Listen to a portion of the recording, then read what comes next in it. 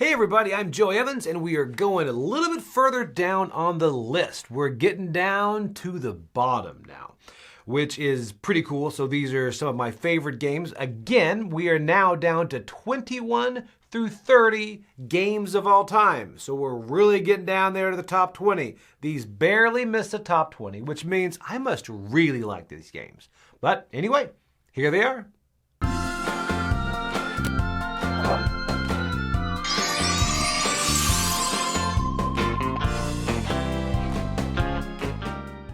All right, so number 30 has a lot of nostalgia for me. It's really, at its core, it is a set collection game, but at its true core, its true crunchy center, it's me as a teenager.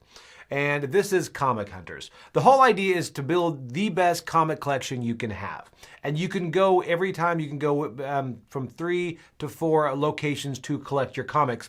What really makes this game sing for me is the real covers they have on there. I mentioned in Nightmare Productions where it doesn't have like the real movies and things, and it didn't really matter. In this one it does, because seeing those covers in it, it brings back, it's like, wow, yeah, I never really got this one. Ooh, I've always wanted to get this one. And the way they spotlight the cards, they've got let's see, number ones, first appearances, the new visuals, special editions, and then like memorable clashes when you have these two different comic book heroes that finally fight, which is really crazy. You know, growing up loving comics, you always wanted to see these people fight each other, which why? They're all good guys, but you want to see that. You want to say, hey, who would win this? Because one person loves the Hulk, other person loves Spider-Man. It's like, you know what? Who would win this fight? And you argue about it at school. And then finally, Marvel says,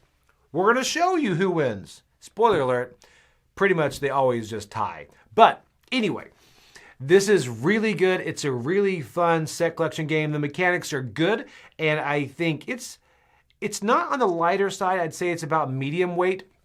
But again, looks great on the table, and it's one of those that people will open up and just start looking through the cards. And there are so many cards, and the artwork and the designs are just incredible. It really gives you that feel of putting together a comic book collection. So that is Comic Hunters.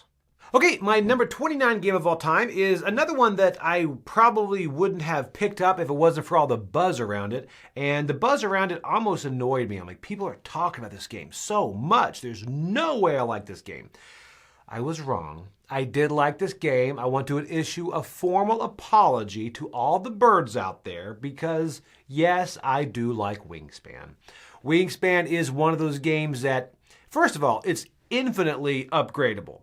Some of the upgrades people have are just ridiculous. I mean, they pull out their box and you hear these noises. You're like, what are these? Well, I actually put real birds in here. So it's, I don't think that hasn't happened yet, but I'm sure it will. But it's, I mean, the upgrades you can do for these, from the dice towers look like bird houses to the nests and the eggs, and we have a lot of them. But even without that, the artwork looks incredible on the table. And being able to see all those birds, first of all, I had no idea there were this many birds in the world. Right? I mean, if you had asked me before, I'd say probably a couple dozen. But there are a lot of birds. Spoiler alert, a lot of birds in the world. And they keep coming out with new expansions. And they probably keep coming out with new birds. I think, honestly, they are working with nature just to say, hey, guys, nature, could you make me more birds? Because we need more expansions. Because they keep coming out. And we're going to keep buying them. Because it's that good. It's one of those games that you can play with anyone. Whether they're new gamers, older gamers. And there's a lot of strategy to it. And again, it just has this table presence that looks so nice. I mean, it's really good. Those little eggs you put on there, and you play different every time because the different birds have different powers and things you can focus on. Even if you want to play a certain way, your draw will kind of push you in a different direction. So it's a great game. If you haven't tried it, if you were like me and you're like, I don't know about this whole bird thing, birds aren't going away. They're going to be here forever. And Wingspan is great. Okay, so my number 28 game of all time is actually another nature game, which is odd. 2 back-to-back nature games. But this one you're building a zoo, and it is Ark Nova. Ark Nova is, like I said, you're building a zoo, but you're also watching your conservation and things. And I love this. The game is really, really smooth.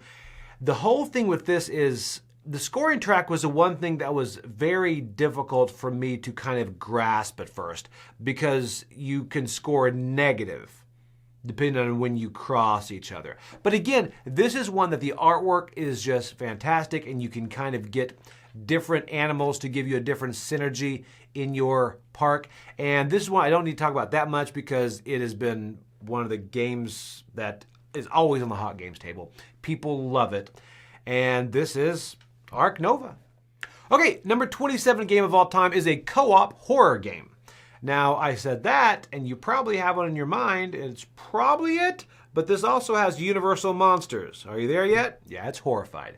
Horrified was one, again, when an IP comes out that I really, really like, I'm very hesitant on whether I'm going to like the game. I really enjoyed this game. And this game is, there are a couple things. I love how every monster in it plays differently. And you want to try the different, like you got Creature, you've got Dracula, you've got everybody like that. Everyone plays differently in there. And like, okay, I like the Bride and Frankenstein, how you have to keep them apart. It's pretty cute, right? But one of my favorite parts about this is because you can't say the game is too easy or the game is too hard, because it's really how you design, how you put together the game you're going to play. It's kind of like if you go to a salad bar and the salad is nasty, then it's kind of like, well, you kind of made it, so it's totally on you. But this is the same way, because if you want it harder, you just add more monsters, and the right monsters. Because you know certain monsters have different difficulty, so you can put 2 of those in or 3 of those in, and then let's see what we can go at. So it's really fun. I love the way it looks on the table. American Monsters is fine too. They're both, but I kind of gravitate towards the original Universal Monsters. But all of them are great, and this is Horrified. Okay, so my number 26 game of all time is one that the theme, again, you know, I didn't really gravitate to, but this is Mansions of Madness. This one, I held off on this one for a while, not because I like the idea, I like Betrayal at House on the Hill. That was higher up on my list. So I love that whole kind of spooky theme, but the Cthulhu theme didn't really grab me as much as it grabs others. I mean, I'm not anti-Cthulhu. Like if he and I are at a barbecue, we'll probably talk. We won't just sit at the same table. But so this one kind of has that feeling that is all Cthulhu, but I really like just the stories that go along with this. I like to sit there with a group of friends and go through this mystery and try to figure it out. And the fact that you can cast the app on the TV, so it's very thematic, very immersive. I will say some of the things you go through are good, some are bad, some are easier, some are harder. So there is that give and take. But that's what makes it exciting, you know, because if every single one is just brain-burning difficult, it's going to not hit the table as much. So I really like the fact that they all have different levels of complexity and also different levels of length, really, too. So that is Mansions of Madness 2nd Edition. Big favorite. Okay, my number 25 game of all time is one that has kind of replaced another game, but not really, because I will play the other one. This is Terraforming Mars Ares Expedition. This is one that I purchased for a while and I hadn't played until this year, actually. I'm late to the party on that. And why did I not play it as much? Because I like Terraforming Mars. And everyone says how it does the same thing. And I thought, well, it's not really possible to do the same thing. And let me preface it to where it doesn't. It doesn't do the same thing. But it has the same feeling, but you don't get that epic feeling afterwards. However, this game hits the table a lot more, and I have grown to love what this game has to offer, because you can play several of these games instead of one large Terraforming Mars game.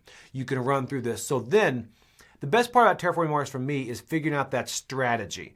And in Ares Expedition, because they're shorter gameplays, I can figure out these strategies, then try something else the next game. Like I may ignore, I think they're called the microbes this game, and focus on just straight points. Or I might decide to focus on the animals this time, or this. So you can go back and forth and find different ways these cards work together. I really enjoy this, and again, it's a lot easier to table because it's not that hard to play, and it's not that hard to teach either. I do like on this too, where it's quick because the turns are simultaneous. You know, everyone gets to do that same action, and you just get the bonus action if you choose it. So I really do enjoy that. I enjoy the flow of the game, and I enjoy how at the end you've just started to cascade an engine build, and if you play your cards right, literally play your cards right, you can actually be getting cards for free, and that just feels good. I don't know, the cards could be worthless, but to get them, to be able to play them for free is pretty nice. So anyway, that is Terraforming Mars Ares Expedition. Okay, number 24 game of all time. This one, I'm finally an adult and I get to go back and play with marbles. That's right, it's Gizmos. Gizmos is a great engine building game that, first of all, the little device in the middle, I don't even call it a device, but that has the marbles come out. It's just so fun to be able to see which marbles you need and which one come out, and you look back in there, you're like, ooh, need a black marble, it's coming later. So that's really fun. We actually even 3D printed our own to put in there because we play the game that much. It's such a smooth engine building game. We actually played this a couple weeks ago with another couple, and they liked it so much they bought it immediately because it just feels good. There's something about grabbing those marbles, putting it in your corral, and you have that engine where you can then make some of your yellows wild, you can split your one red as two reds, and you have all this going on, and you're slowly building that. And it has the perfect, for me, what I enjoy about engine building game is it ends almost too early, right? You're almost ready, and it's a little bit frustrating, but it's so much better than going too long. This one feels like you're almost there, and honestly, if you win, you are there. But most of the time, you're just one step away from where you want to go. And I really enjoy that, and the tactile nature of being able to grab those marbles and drop them on there and go back and forth. I really enjoy this game a lot. And that is Gizmos. Okay, my number 23 game of all time. See if you can guess it. It's a dungeon crawl. It's a deck builder. You flip tiles. Yes, it is Clank Catacombs. And it's got some push your luck in there. Clank Catacombs is, I could have put any of the Clanks on this list, honestly. I love Clank. I love the original Clank. I love Clank in Space. I love the expansion. So Clank is Clank. I love Clank. But this one I had to put on there because I love the way this board changes because you are flipping those tiles as you get further and further away. Because we play a lot of Clank, and you have got your favorite paths on most of the boards. And sometimes people can cut you off and you have to kind of deviate from that. But this one, it's so nice because you do have that guesswork of trying to find everything, and it's just a random map, which honestly feels like you are exploring a new dungeon. I used to explore lots of dungeons, and that's what they felt like. Before I worked for the Dice Tower, I was mainly a dungeon explorer. But you kind of have that feeling of exploring dungeons, and it's really enjoyable. I mean, really, take a look at it. You've got deck building, dungeon crawl, push your luck. That's a mic drop right there. So that is Clank Catacombs. They hit out of the park with this one. I look forward to seeing if they have more in this series with the Catacombs. But okay, Clank Catacombs. Okay, my 22 game of all time is a 1v1, which is kind of high for that. And it's one of those that the artwork, when I saw it, I thought, woof, that color scheme, that's a bit brutal, isn't it? But it works for it, and it is a post-apocalyptic game, and it is Radlands. In Radlands, you are fighting, the person across the table, and the best part about this is the fact it's post-apocalyptic, right? And your big resource isn't gold, isn't anything like wealth, it's water. And I just love the feeling of that, the fact that you use water to get these cards and bring them out. And now the game, it says on the box 20 minutes. I probably think it's closer to 30 or 40 minutes, honestly. But it is quick, it is fun, and there's so many different cards that every time you get to bring out a different card, you have a different play style. I will say a couple of the cards seem a bit OP, overpowered, but there are so many of them in there that you're probably going to get one that's pretty powerful, but they will as well. So in that aspect, it does balance it out. And it's one of those rare games that the more I play it, the more I actually enjoy it. And that is a rarity because normally I get tired of games the more I play, but this actually, there's so much more to dive into to explore this game. And this is one that I would seek out the deluxe version of it. They're both the same, but I just like the feeling of some of those tiles and stuff in the deluxe one. So this is Radlands. All right. My number 21 game of all time is a new game, and this has gone up the list really fast. I mean, it drove up here really fast. I mean, so fast that the engine is probably hot, probably overheated, probably a lot of heat in there. It's heat. Did you figure that out? It is heat, pedal to the metal. This one feels like a racing game. I won't go into much detail. I'm sure you've seen Heat a lot of places out there. But Heat is one of those that you really feel like you're in a race. And the first couple times someone plays this, it's very interesting. I love playing this with new players, which is kind of a rarity. On some games, it's like, okay, you have to slow down for new players. But new players will get this, and the play style is totally different. I think I played this first time here on the channel, and I think I was playing with Z, and I was just loading up on Heat, right? Because I was so far ahead to the point where I even said to him, like, hey, you know it's a race, right? And then later, I had to go so slow, and he passes me and says, you know it's a race, right? So it's that fun give and take about putting heat in your engine, taking it out, putting it in your engine, and then once you add those upgrades, it gets even better. And then the corners, man, there's that great feeling of you have to just slam on the brakes and downshift because you are just really going fast, and then you're hitting the corner, you can only hit it 3. And you wonder, do I have enough heat to go over it too quickly? And then do I want to go ahead and blind draw some cards and hope for the best? Man, there's so much to enjoy with this game. It is my favorite racing game as far as that goes. And it's just blown the other one out of the water.